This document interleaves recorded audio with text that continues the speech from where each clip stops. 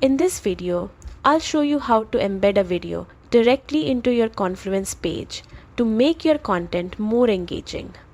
Don't forget to like and subscribe for more tips. Start by navigating to your Confluence homepage and selecting the workspace where you want the video to appear.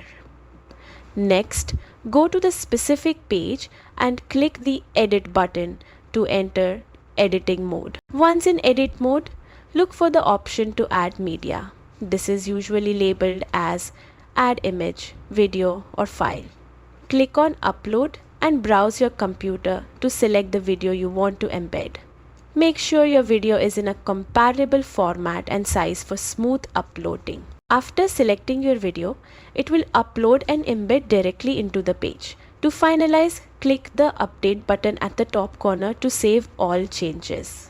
Now, your video is live and your team or audience can watch it directly on the page without needing external links. And that's it.